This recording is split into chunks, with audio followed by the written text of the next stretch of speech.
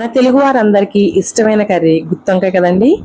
ఈ వంకాయ కర్రీని నేను చూపించినట్టుగా చేసుకుంటే సూపర్ అంటే సూపర్ ఉంటుంది అనమాట. ముందుగా ఒక ప్యాన్లో వేరుశెనగ గుళ్ళు, ధనియాలు, జీలకర్ర, చిన్న చెక్క ముక్క అన్నీ వేసుకొని వేయించుకోండి. తర్వాత 4 అంటే 4 లవంగ మొక్కలు, చిన్న సైజు అల్లం ముక్క, 5-6 ఎండుమిర్చి, కొబ్బరి, అలాగే వెల్లుల్లి వేసి బాగా వేయించుకోండి.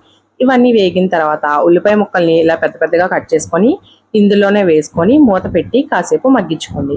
ఇలా మొత్తం ఉల్లిపాయలన్నీ సాఫ్ట్గా అయిన తర్వాత స్టవ్ ఆఫ్ చేసి పూర్తిగా చల్లారనివ్వండి. ఇలా పూర్తిగా చల్లారిన తర్వాత మిక్సీ జార్లో వేసి వీటిని మెత్తగా పేస్ట్లా మిక్సీ చేసుకోవాలన్నమాట. అవసరమైతే కొంచెం వాటర్ కూడా వేసుకొని మిక్సీ చేసుకోవచ్చు. నేను ఇప్పుడు వీడియోలో చూపిస్తాను చూడండి. ఇలాగా మెత్తగా మిక్సీ చేసుకోవాలన్నమాట. అప్పుడే మనకి గుత్తి వంకాయ కర్రీ చాలా బాగుంటుంది.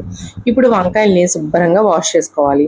ఈ పైన తొడుము పూర్తిగా కాకుండా వీడియోలో నేను చూపించినట్టుగా కట్ చేసుకొని ఈ వంకాయని నిలువుగా ఒక ఘాటు అలాగే అడ్డంగా ఒక ఘాటు పెట్టుకొని మీరు ఇందులోనే ఈ మసాలా అనేది స్టఫ్ చేసుకోవాలన్నమాట. ఇలా మొత్తం వంకాయలన్నింటినీ కట్ చేసుకోవాలి.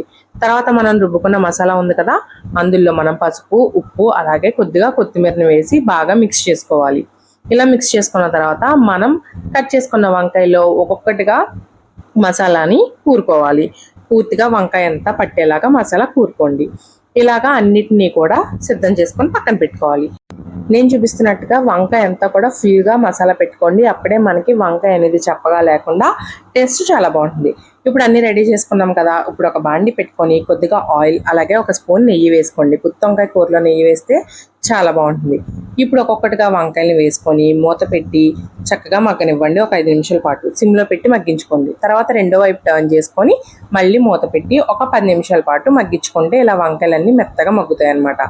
ఇప్పుడు మనకి మిగిలిన మసాలాలో కొద్దిగా వాటర్ కలుపుకొని ఇలా పలుచగా ఇందులో వేసుకొని ఒక్కసారి మిక్స్ చేయండి. అలాగని చెప్పి మరీ మిక్స్ చేస్తే మనకి గుత్తి వంకాయ అంతా విడిపోతుంది.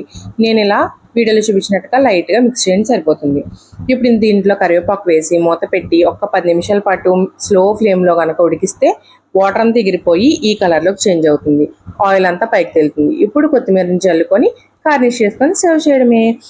ఎంతో రుచిగా ఉండే ఈ వంకాయ కర్రీ చేసుకోవడం ఎంత సులువో అయిపోవడం కూడా అంతే సులువు అనమాట. ఎందుకంటే అందరికీ అంత ఇష్టంగా తింటారనమాట. చాలా బాగా నచ్చుతుంది. మీకు ఫంక్షన్స్లో పెట్టే గుత్తి వంకాయ కన్నా కూడా బాగుంటుంది. ఎందుకంటే ఫంక్షన్స్లో పెట్టే వంకాయ మనకి కొంచెం చప్పగా ఉంటుంది. కానీ మనం చేసిన మసాలా వల్ల ఈ వంకాయ టేస్ట్ చాలా అంటే చాలా బాగుంటుంది. ఎవరైనా సరే ఇష్టంగా తింటారు. ఇందులో మనం వేరుశెనగుళ్ళు వేసాం కదండి, ఆ టేస్ట్ అయితే చాలా బాగుంటుంది.